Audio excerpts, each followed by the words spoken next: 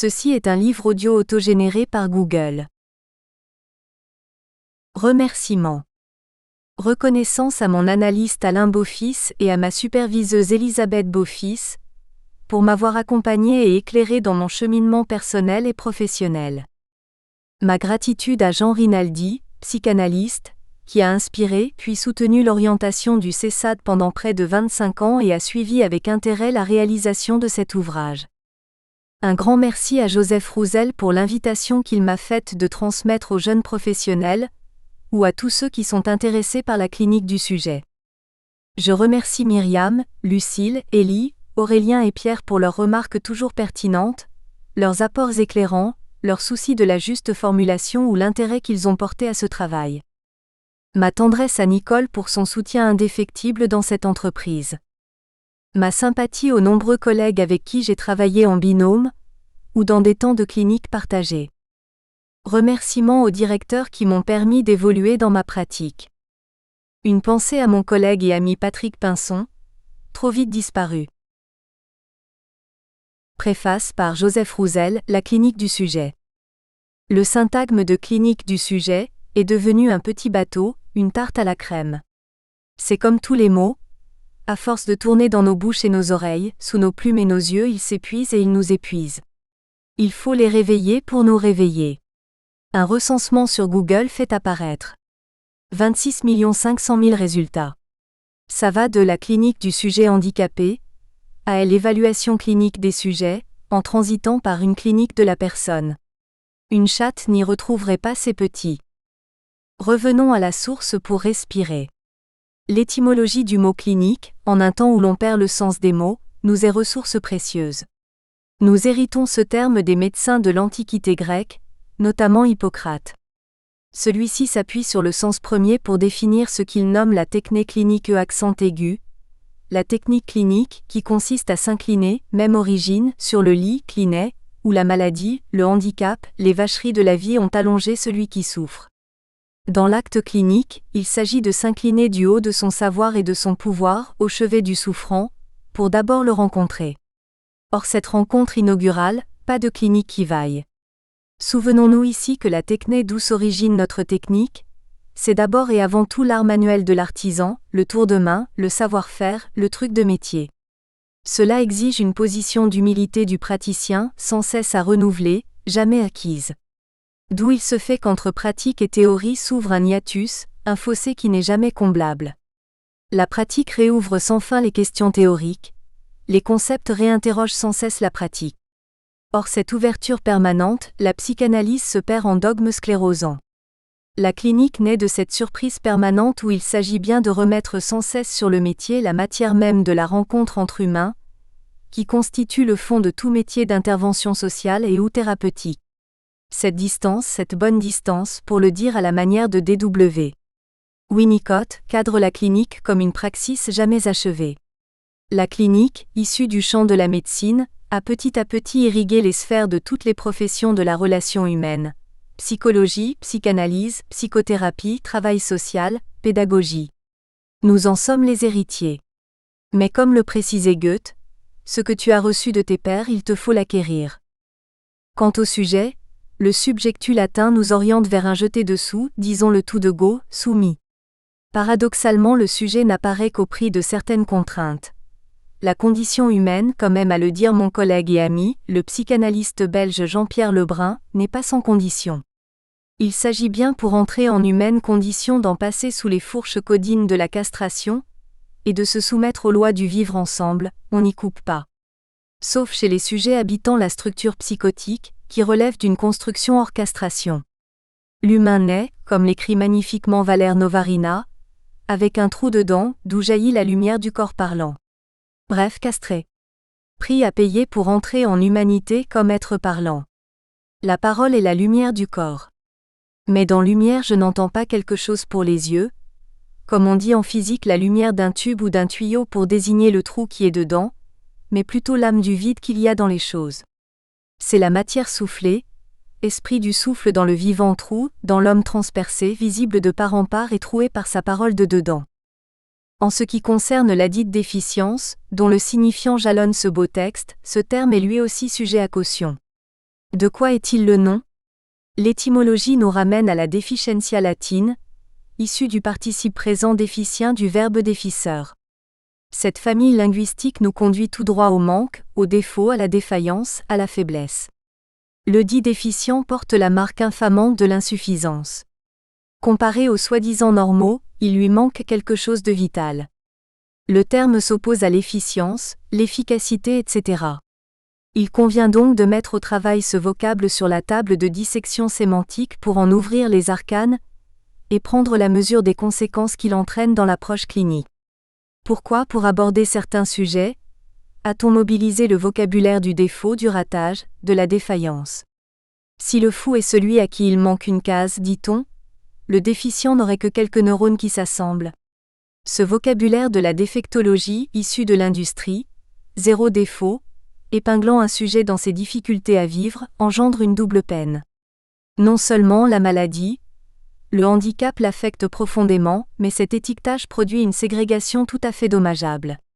En voilà un qui n'est pas comme les autres, à part. Et comme si cela ne suffisait pas, on s'est mis à compartimenter. Déficience physique, mentale, intellectuelle. Profonde, moyenne, légère, etc. Comme me l'a lancé un jour Françoise Dolto en supervision d'équipe où tournait le mot de handicapé, à propos d'un jeune, le sujet n'est pas handicapé. Il n'est pas ceci, pas cela. Aucun signifiant au monde ne saurait le recouvrir. Il est potentialité d'être, ajoutait cette grande clinicienne. Bref, une énigme vivante, un mystère. Voilà ce que recèle l'usage d'un syntagme comme clinique du sujet, qui implique une position subversive et bat en brèche la classification de la déficience.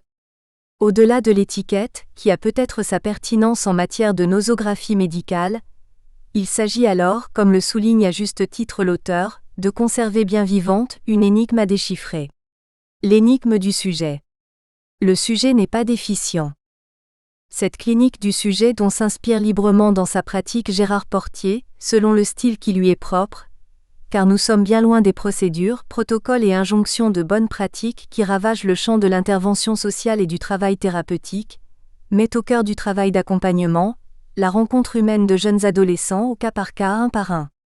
Soutenir, aider, soigner, réassurer, favoriser le développement des potentialités, apaiser la relation à autrui, dans la famille, à l'école, permettre de développer des projets de vie, soutenir les solutions inventées par ces jeunes sujets, exige de se tenir au plus près de certains de nos contemporains les plus démunis. Autant d'actions qui ne prennent leur pleine mesure que dans la confiance engagée entre les professionnels et les dits usagers. Cette confiance, ce que les psys repèrent dans la dynamique du transfert, se tisse au fil des jours, des événements, des accidents, des émotions, du vécu. Ce qui n'apparaît pas dans les grilles d'évaluation comptable. Les petits riens du quotidien, le sourire d'un jeune, les trouvailles, les surprises, constituent les balises de ce qu'on nomme un suivi éducatif et ou thérapeutique. Clinique de l'anodin, comme l'énonce Jean-Louis Mathieu.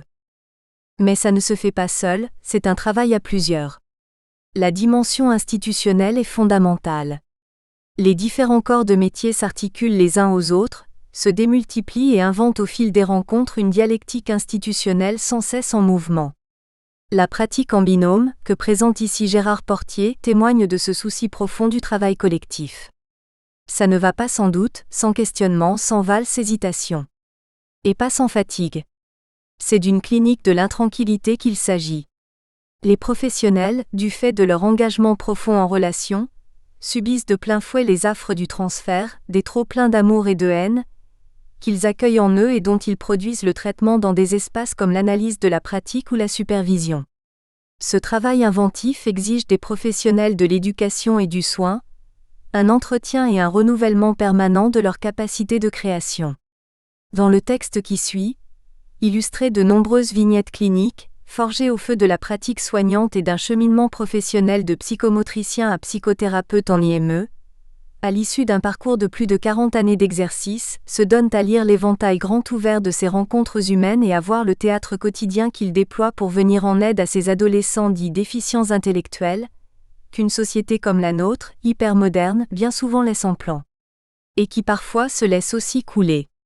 Ces adolescents destroy, adolescents rejetés, minés par le sentiment d'être des déchets de la famille ou de la société, ces adolescents que côtoient l'auteur et ses collègues, en rupture de banc, qui les vouent à la plus formidable galère sociale, ne s'agit-il pas de s'ouvrir avec eux à une fraternité discrète à la mesure de laquelle nous sommes toujours inégaux?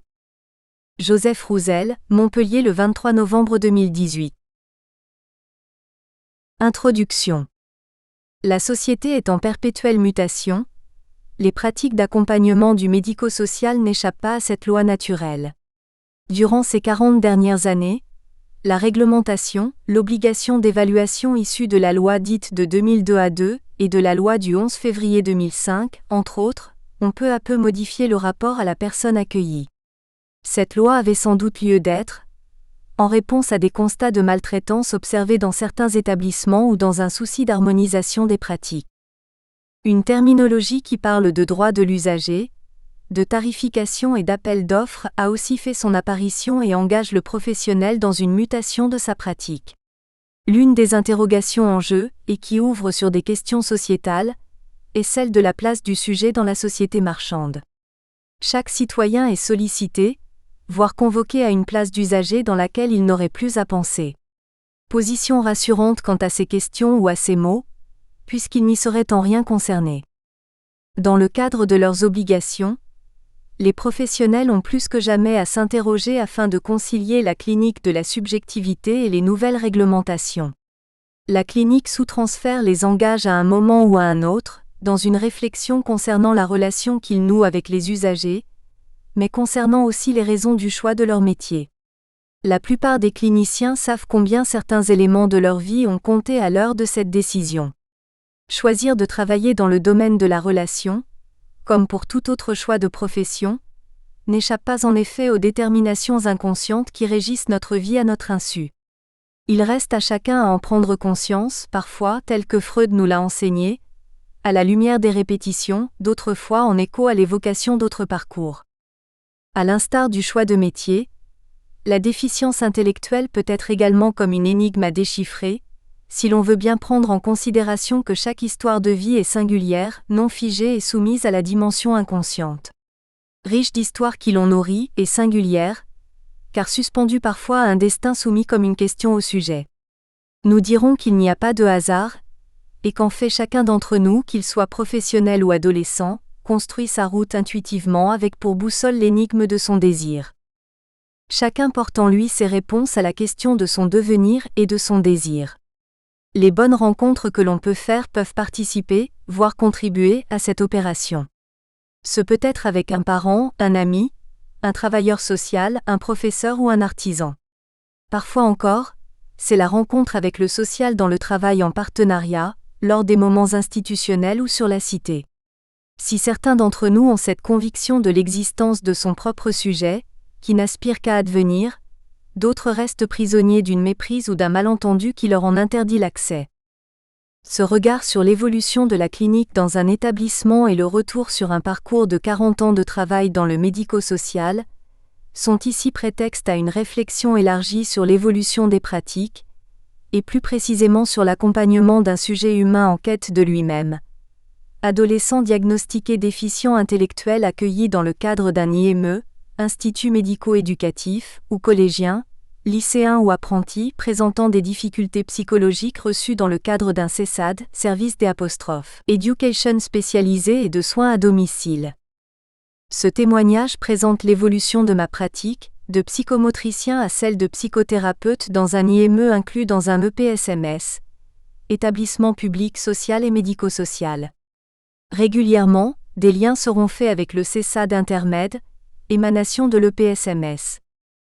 Dans la suite de notre expérience première à l'IME dans la clinique du sujet, quelques-uns d'entre nous avons initié la réflexion et soutenu l'écriture du projet de ce nouveau service, ainsi que ses débuts. En retour, la pratique en binôme éducateur-psychologue, au CESAD, a contribué à l'évolution de la clinique à l'IME, 3 professionnels à l'origine d'intermède y poursuivant leur activité tout en exerçant au CESAD. Les allers-retours dans les chapitres, entre ces 2 services d'un même établissement, s'ils peuvent demander au lecteur une attention soutenue, ont pour objet de rendre plus perceptible l'acculturation progressive d'une institution à la clinique de la subjectivité. Par le biais et au-delà de l'évocation du parcours de quelques professionnels, est ici évoquée la jeunesse d'une institution soignante. Ce témoignage, d'une certaine liberté d'initiative et de créativité laissée aux cliniciens, vient dire ici qu'il n'est pas meilleure façon de soutenir la naissance du sujet qu'en étant soi-même professionnel engagé dans sa subjectivité, par la créativité. Question ouvrant pour le sujet sur la quête d'un savoir sur lui-même.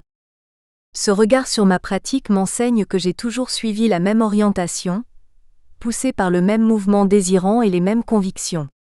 Ce parcours, de la rééducation à la psychothérapie, s'est fait au gré de l'évolution de la population accueillie, de ses besoins, mais aussi, on l'aura compris, de mon évolution personnelle, faite de ma rencontre avec la psychanalyse et de mes formations. J'ai éprouvé la teneur que pouvait susciter l'énigme posée par la déficience intellectuelle aux adolescents. C'est cette énigme comme une boussole qui a soutenu ma pratique, alimenté ma curiosité, nourri mes lectures et m'a orienté dans mes formations.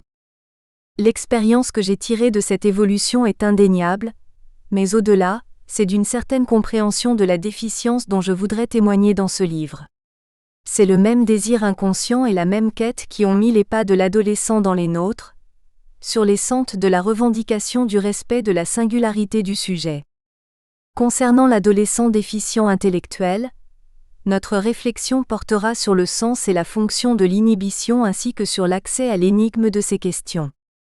Concernant le CESAD, nous évoquerons ces comportements dénoncés par l'école ou la famille, et qui sont progressivement compris comme autant d'appels à l'entrée en communication avec les parents concernant l'histoire familiale. Comportements manifestant mine de rien chez l'adolescent, le désir d'entrer dans le monde symbolique et dans le langage et d'accéder à l'humanisation de ses pulsions. Au final, pour la plupart d'entre eux, il s'agira avant tout de la question de la naissance du sujet ou de sa surrection. Tout au long de cet ouvrage, et à la lumière de quelques situations, nous nous interrogerons sur ce qui est déficient chez le sujet et qui nécessite une clinique particulière. Pourquoi avoir fait ce retour sur un parcours ? Ce témoignage est adressé aux équipes qui interviennent auprès d'adolescents, en passage de relais et en transmission. J'ai voulu, en reprenant mon parcours, nommer les auteurs ainsi que les ouvrages qui ont contribué à mon apprentissage, à destination d'un public en formation ou de toute personne souhaitant s'ouvrir aux problématiques des adolescents.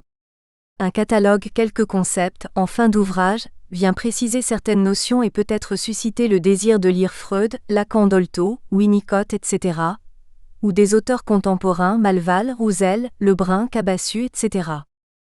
D'autre part, j'aimerais transmettre l'idée selon laquelle prime l'expérience par soi-même, expérience qu'il faut construire et aller chercher en suivant la mélodie de son désir.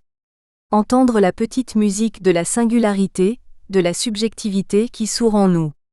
Elle chante à mi-voix par intermittence, au cours de notre enfance et durant toute notre vie. Reste pour chacun à l'entendre, y compris au moment du choix, mais aussi dans l'exercice de sa profession. Chapitre 1 de la rééducation à la clinique du sujet, orienté par la psychanalyse.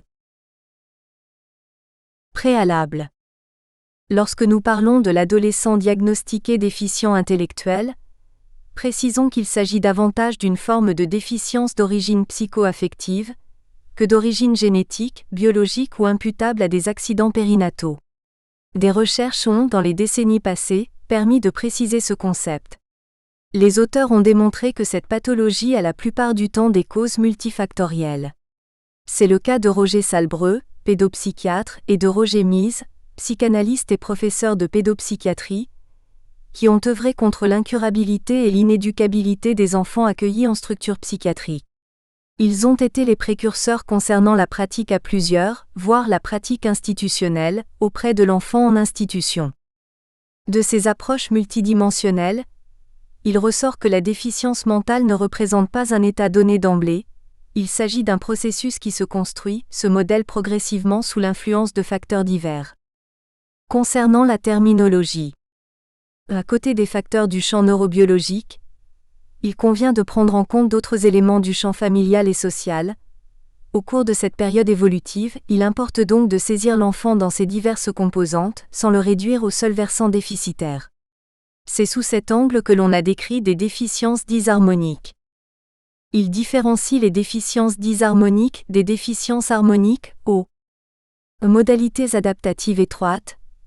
L'intérêt quasi exclusif pour les dimensions concrètes et immédiates et l'absence du plaisir tiré du fonctionnement mental, aboutissant à une personnalité plus ou moins figée, avec une restriction importante dans le domaine du langage.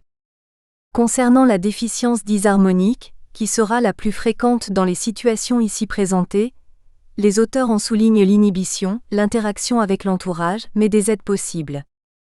L'on constate l'intrication d'une insuffisance intellectuelle, de troubles évolutifs de la personnalité avec inhibition et atteinte de la sphère instrumentale. Les interactions avec l'entourage sont prises dans cette dynamique relationnelle. Ce type de déficience est particulièrement sensible aux actions entreprises. Encore faut-il, dans de nombreuses situations, que le sujet en comprenne le sens.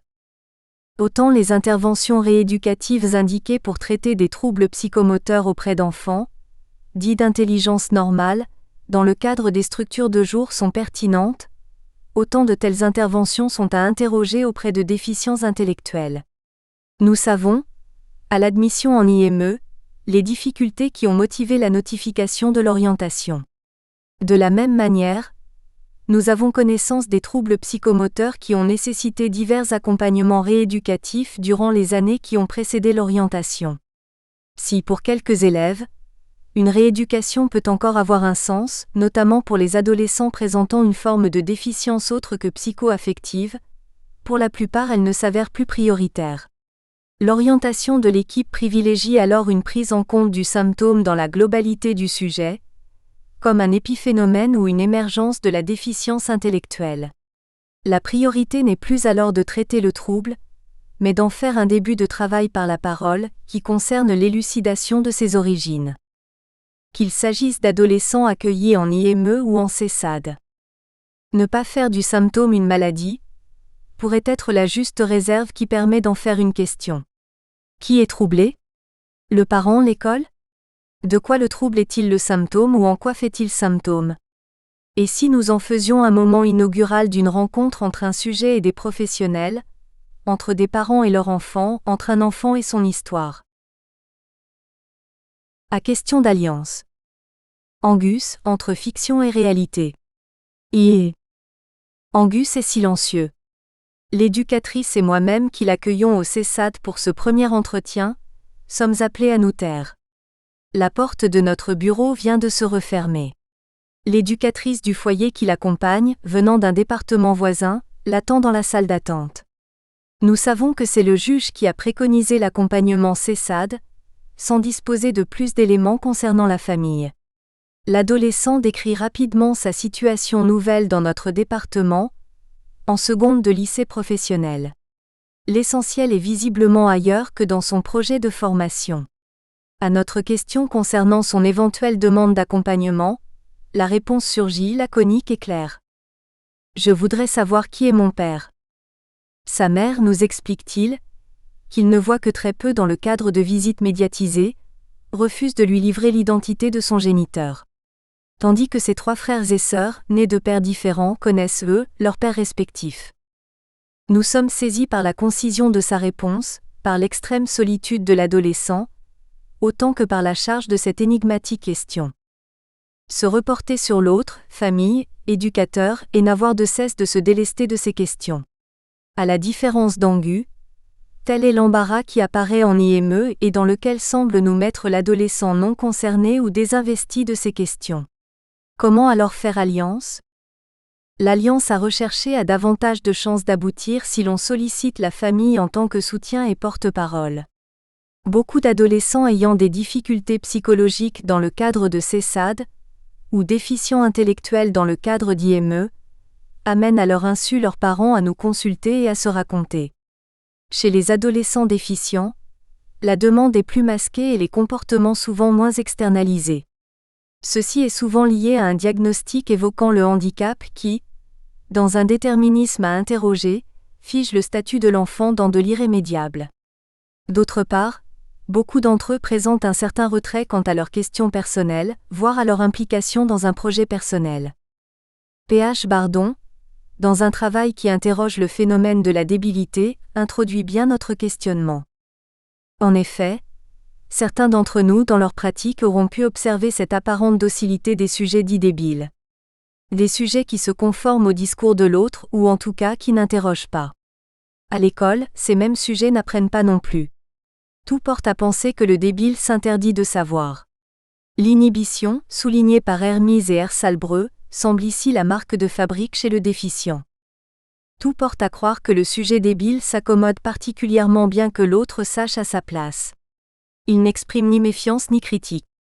Mais la conséquence de cette inhibition quant au savoir, c'est que le sujet reste calé sur le discours de l'autre.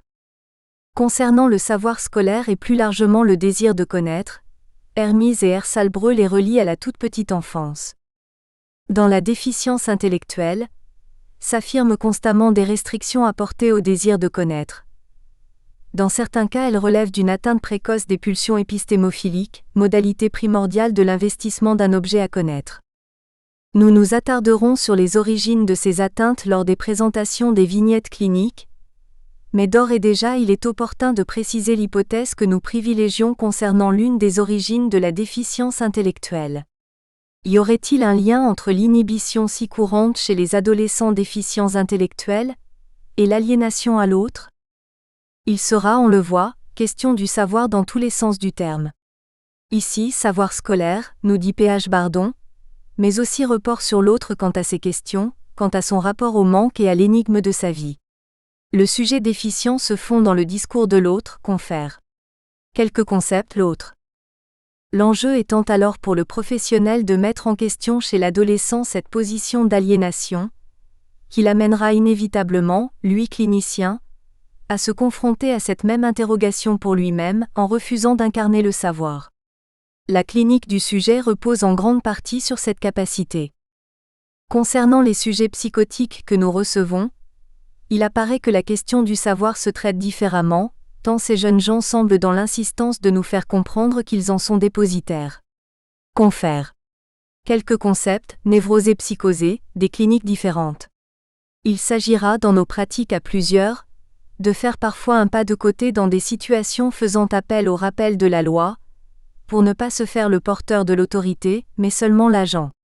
Nous aurons à incarner à leurs yeux un autre limité, s'écartant de l'autre persécuteur. D'autres fois, nous aurons recours à des médiations, faisant fonction de béquilles chez des adolescents dans l'incapacité de subjectiver leurs questions, le clinicien se faisant alors, selon Lacan, le secrétaire de l'aliéné. La situation de Claire dans le cadre d'un atelier conte-écriture illustrera ce bidouillage ou bricolage, en alternative à la psychothérapie en face à face. Nous verrons que les médiations et le travail en binôme peuvent constituer des modalités d'accompagnement indiquées pour beaucoup d'adolescents accueillis. B. De la rééducation, à l'usage de la parole comme modalité de traitement du symptôme. Là où à la dimension corporelle vient se nouer une dimension imaginaire. Ici gît le sujet en attente d'advenir. Le symptôme, comme la déficience, peut être alors compris comme un appel muet et qui s'ignore à être sujet. Durant mes premières années d'exercice en tant que psychomotricien, j'ai accueilli, sur indication de rééducation psychomotrice, des adolescents déficients intellectuels diagnostiqués, DI moyen profond. Beaucoup d'entre eux étaient trisomiques, un quart peut-être souffrait d'une forme de déficience d'origine génétique ou consécutive à des accidents périnataux. Quelques-uns, enfin, présentaient un retard psychomoteur et cognitif, en grande partie lié à des raisons psycho-affectives ou sociales. Ces derniers avaient eu des parcours scolaires écourtés précocement, orientés dès leur plus jeune âge vers des IMP, instituts médico-psychologiques.